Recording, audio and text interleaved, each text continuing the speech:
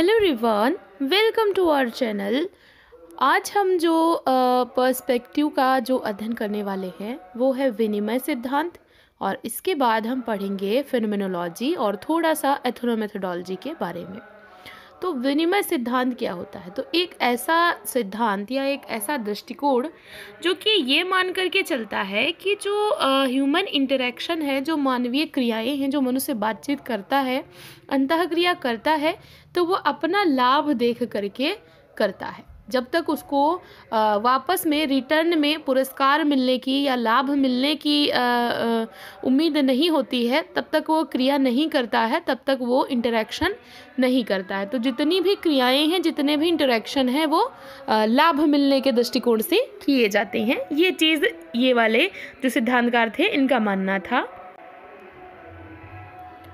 तो जो विनिमय सिद्धांत है इसमें एक तरीके से कह सकते हो आप कि लाभान्वित होने की इच्छा या जो पुरस्कृत होने की इच्छा है, यही सेंटर में होता है। किस तरीके से हम अंतःक्रिया के द्वारा खुद को लाभान्वित कर पाते हैं, खुद को लाभान्वित होने की दृष्टि से क्रिया करते हैं। जैसे आप किसी से बात करते हो तो यदि आपको लग रहा है कि बदले में आपका कोई फ़ायदा होगा, तभी आप उससे बात करोगे। तो इनके दृष्टिकोण से यदि हम देखें तो हमारे जितने भी संबंध हैं वो सभी फ़ायदे के लिए हैं। मतलब होता है ना कि मतलब की दुनिया, तो एक तरीके से ये लोग उस चीज़ को मानते हैं कि ये जो दुनिया में जो कुछ भी है ये सब अपने फ़ायदे के लिए, अपने पुरस्कार के लिए, अपने मतलब के लिए चीज़ें की जाती हैं। कोई भी रिश्ता है, कोई भी इंटरेक्शन है, कोई भी समूह है, कोई भी समुदाय है, तो उनमें जो संबंध होते हैं वो सभी लाभान्वित होने की दृष्टि से, पुरस्कृत होने की दृष्टि से किए जाते हैं, अपने मतलब के लिए किए जाते हैं। एक चीज़ और होती है, विनिमय का मतलब हुआ लेन देन। ठीक है, कि अगर हम आपको कोई चीज़ दे रहे हैं तो बदले में हमें भी कुछ फ़ायदा मिले, ये चीज़ होती है। ठीक है, तो ये चीज़ जो विनिमय सिद्धांतकार थे ये मानते थे। तो सामाजिक विनिमय का सिद्धांत सबसे पहले दिया था होमन्स ने। अगर कभी भी ऑप्शन में आता है किसने दिया था सबसे पहले और ऑप्शन में होमन्स हैं, तो आप होमन्स को लगाएंगे। अगर नहीं है ऑप्शन में होमन्स तो फिर आप पीटर ब्लाउ को लगाएंगे। ठीक है, ध्यान रखिएगा सीक्वेंस से। अगर वो होमन्स हैं तो आप होमन्स को लगाएंगे, और फिर अगर नहीं है तो पीटर ब्लाउ को। तो सबसे पहले दिया था होमन्स ने, बाद में इसको डेवलप किया, इसको विकास किया, इसका ज़्यादा प्रयोग किया पीटर ब्लाउ ने। तो जो होमन्स का सिद्धांत था ये मनोवैज्ञानिक निर्धारण से प्रभावित था, और जो पीटर ब्लाउ का सिद्धांत था ये संरचनात्मक विनिमय के सिद्धांत इनका कहा जाता है। ठीक है, तो ये थोड़ा सा डिफरेंस है इन दोनों के बीच में। तो पीटर ब्लाउ ने इसकी परिभाषा देते हुए कहा है कि कर्ताओं के बीच बाह्य लाभ यानी कि बाहरी लाभ का पारस्परिक विनिमय अपूर्ण तथा अनुपस्थित हो सकता है, जैसे कि हमें सत्ता संबंधों में देखने को मिलता है। यह पीटर ब्लाउ की परिभाषा है, ये याद कर लीजिएगा, मे भी पूछ सकता है। विनिमय सिद्धांत का केंद्र बिंदु किसको माना जाता है, किसको हम सेंटर में रखते हैं? तो सेंटर में हम रखते हैं व्यक्ति को, क्योंकि व्यक्ति ही क्रियाएं करता है और अपने लाभ के लिए वही कार्य ये सब कुछ करता है। तो सेंटर कौन होता है? पर्सन होता है, व्यक्ति को ही हम केंद्र में रखते हैं।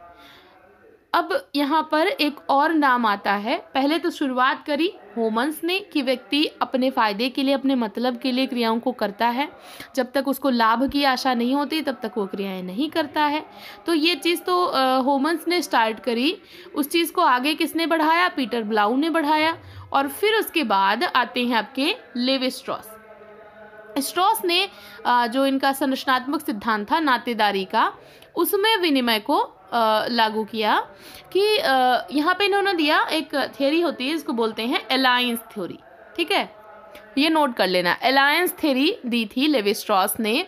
और लेवी स्ट्रॉस ने कहा कि जो नातेदारी है ये विनिमय का परिणाम है।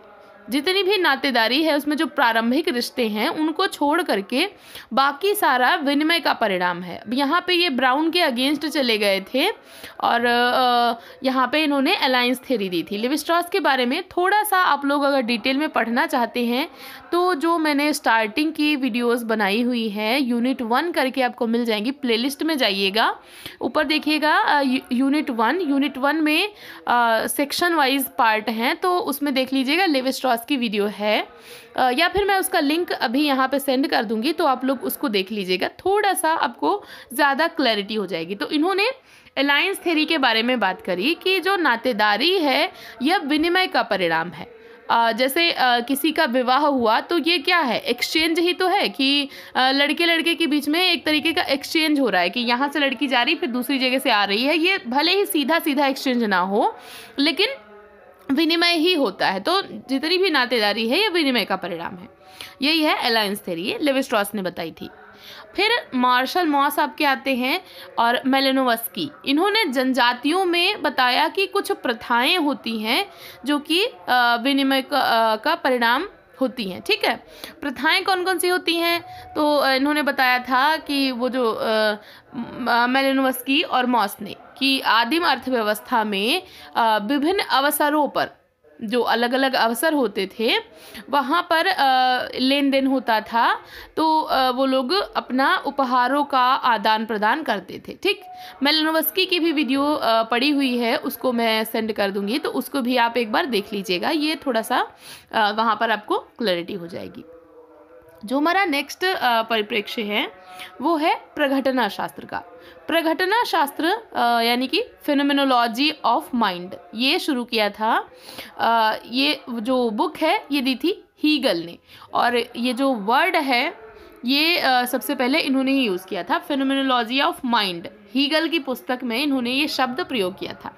तो यदि क्वेश्चन आता है कि प्रघटना शास्त्र या फिनोमेनोलॉजी शब्द किसने दिया, ठीक है, शब्द किसने दिया, तो शब्द दिया था हीगल ने। बुक का नाम था फिनोमेनोलॉजी ऑफ माइंड। और अगर पूछता है कि इसके जनक या पिता कौन थे, तो प्रघटना शास्त्र के पिता थे एडमंड हसल। हसल को प्रघटना शास्त्र का पिता माना जाता है। इन्होंने मानवीय चेतना या अनुभवों के आधार पर सामाजिक जीवन जगत को समझने पर बल दिया। मतलब कि जो मनुष्य है वो किस तरीके से चेतना के आधार पर संसार को समझता है। देखो, ये जो थे फिनोमेनोलॉजी वाले, इन्होंने जो पहले के सिद्धांतकार थे उनको बिल्कुल रिजेक्ट कर दिया, उनको बिल्कुल नकार दिया। उनको कहा कि नहीं, ये चीज़ गलत है। इन्होंने कहा कि सत्य क्या है, जो प्रघटना शास्त्री थे, इन्होंने कहा कि सत्य वही है जो हम अनुभव करते हैं, जो मनुष्य फील करता है, अनुभव करता है, वही अंतिम सत्य है। ठीक है, यदि हमने अनुभव किया कि ईश्वर है तो ईश्वर है, यदि हम अनुभव नहीं कर पाए तो वो नहीं है। तो सत्य है हमारी चेतना।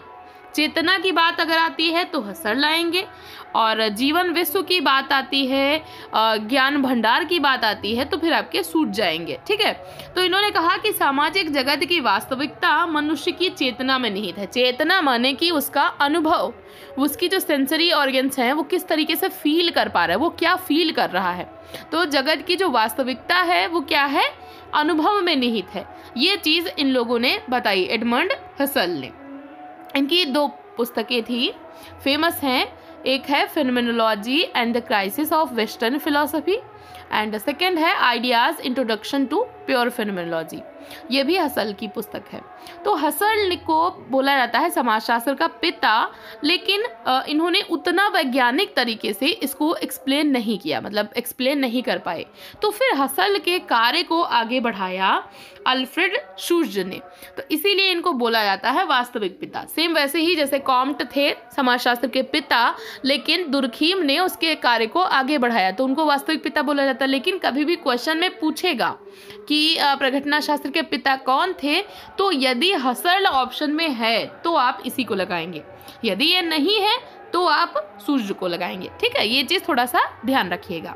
तो अल्फ्रेड शूर्ज ने एडमंड हसल के कार्यों को आगे बढ़ाया, और इन्होंने 3 आधारों पर सच्चाई को समझने पर बल दिया कि सच क्या है। उसको हम कैसे समझेंगे?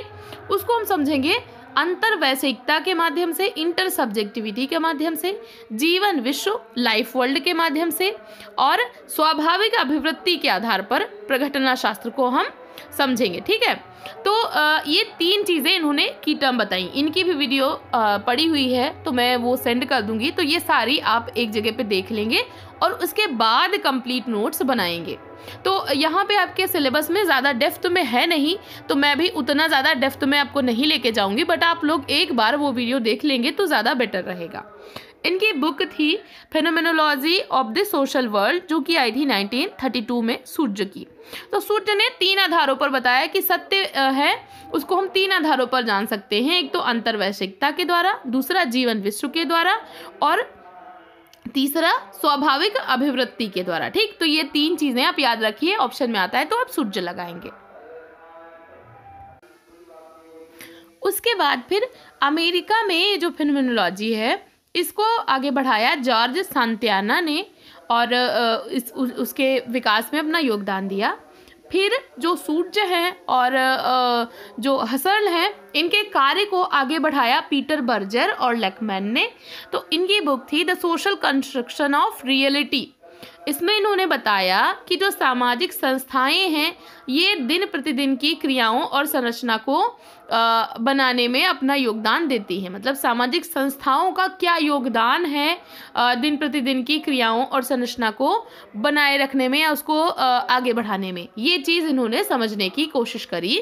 बुक थी the social construction of reality. ठीक है, अभी मैं ज़्यादा डेप्थ में नहीं जा रही हूँ क्योंकि आपके सिलेबस में उतना ज़्यादा है नहीं और आप इतना ज़्यादा डेप्थ में पढ़ करके कोई मतलब भी नहीं बनता। जिस लेवल से क्वेश्चन आते हैं उसी लेवल से मैं आपकी करवा रही हूँ प्रिपरेशन। तो प्रघटना शास्त्रीय उपागम के अंतर्गत एक अध्ययन विधि आती है लोक विधि विज्ञान, जिसको बोलते हैं नृजाति पद्धति शास्त्र। देखिए बहुत ही बेसिक सा डिफरेंस है। जो फेनोमेनोलॉजी है ये एक है उपागम, अध्ययन का एक उपागम है, और उसके अंतर्गत एक विधि है लोक विधि विज्ञान या फिर नृजाति पद्धति शास्त्र। ठीक है, ये क्लियर हो गया। तो इसी के अंतर्गत जो एक विधि है एथनोमेथोडोलॉजी, इसको किसने स्टार्ट किया था? तो इसको स्टार्ट किया था हेरोल्ड गॉर्फिंकल ने। गॉर्फिंकल की बुक थी स्टडीज इन एथनोमेथोडोलॉजी, नृजाति प्रणाली विज्ञान। ठीक, ये चीज़ इन्होंने शुरू करी थी। तो इसमें इन्होंने ये समझने की कोशिश करी कि किस तरीके से लोग दिन प्रतिदिन की आत्मवाचक क्रियाओं के द्वारा ये समझते हैं कि वास्तविकता को कैसे हम बनाए रखें। आत्मवाचक क्रियाओं का जो है मतलब आत्मवाचक क्रिया ये क्या होती है? ये वो क्रियाएं होती हैं जिनके द्वारा हम रियलिटी को बनाए रखते हैं। हम जानते हैं कि ऐसा नहीं है लेकिन फिर भी हम उस चीज़ को बनाए रखते हैं, तो वो क्रियाएं कहलाती हैं आत्मवाचक। मतलब हमने खुद का सेल्फ बनाए रखने के लिए उन चीज़ों को किया। जैसे हम ईश्वर में विश्वास करते हैं, ठीक है, अब हमने कोई मन्नत मानी भगवान से, अब वो चीज़ भगवान ने सपोज दैट दी या नहीं दी, पूरा हुआ या नहीं हुआ, बट हम उस चीज़ को बनाए रखना चाहते हैं कि हाँ ये चीज़ है, हम उसको सत्य मान रहे हैं। तो इसके लिए हम लगातार मंदिर जाएंगे, तो हम अपनी ही जो खुद की ही सेल्फ जो है उसको बनाए रखने के लिए क्रियाएं करते हैं, उसको वास्तविकता को हम बनाए रखते हैं। गॉर्फिंकल ने इसके अलावा ब्रीचिंग एक्सपीरियंस की बात करी है, किस तरीके से लोग किसी कार्य पर टीका टिप्पणी करते हैं, टीकात्मक व्यवहार। इसके अलावा संदर्भिता की बात करी है कि जो संदर्भ होता है वो इम्पॉर्टेंट है कि किस संदर्भ में क्रिया की जा रही है। ठीक है, और चिंतनशीलता की बात की है, और इसके अलावा इन्होंने मीनिंग एंड अकाउंट्स की बात की है। तो ये सारा कुछ इतना ज़्यादा डेप्थ में आप में नहीं पूछेगा, तो वन लाइनर के तौर पे याद कर लीजिए कि इन्होंने क्या क्या बोला है। तो ब्रीचिंग एक्सपीरियंस की बात की है, संदर्भिता की बात की है, चिंतनशीलता की बात की है, मीनिंग एंड अकाउंट्स की बात की है, ये सारा कुछ इन्होंने बताया है। फिर आपके आते हैं कुछ वन लाइनर। फेनोमेनोलॉजी जो है ये जो उपागम है ये प्रत्यक्षवाद का विरोध करता है। प्रत्यक्षवादी मानते थे कि जो कुछ वैज्ञानिक है वही सत्य है। यदि हम अवलोकन, निरीक्षण, परीक्षण के द्वारा किसी चीज़ को प्रूव कर सकते हैं तब तो वो चीज़ है, यदि हम प्रूफ नहीं कर सकते तो वो चीज़ नहीं है। लेकिन फेनोमेनोलॉजी ने कहा कि ये गलत है। बहुत सारी ऐसी चीज़ें होती हैं जिनको हम विज्ञान के द्वारा प्रूफ नहीं कर सकते लेकिन वो चीज़ होती है। अब विज्ञान के द्वारा आप ईश्वर की सत्ता को प्रूफ नहीं कर सकते, लेकिन कहीं ना कहीं ईश्वरीय सत्ता विद्यमान है, वो चीज़ें हैं।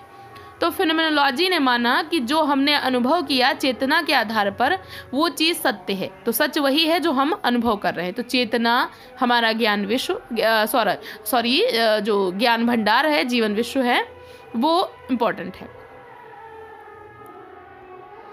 इसके बाद जॉन रेक्स ने एक डेफिनेशन दी है, प्रघटना शास्त्र एक विशेष प्रकार का अंतर्ज्ञान है जिसके द्वारा वस्तुओं के वास्तविक स्वरूप को तथा सामाजिक जीवन के तथ्यों के बारे में सिद्धांतों को निर्मित किया जाता है। ये जॉन रेक्स ने बताया कि एक ऐसा अंतर्वस्तु अंतर्ज्ञान है जिसके द्वारा हम वस्तुओं की वास्तविकता को और सामाजिक जीवन के तथ्यों को बनाते हैं, उनको निर्मित करते हैं या उनको समझने की कोशिश करते हैं। तो ये था आज का लेक्चर। तो ऐसे ही पढ़ते रहिए, अपने गोल की तरफ आगे बढ़ते रहिए। वीडियो देखने के लिए थैंक यू सो मच।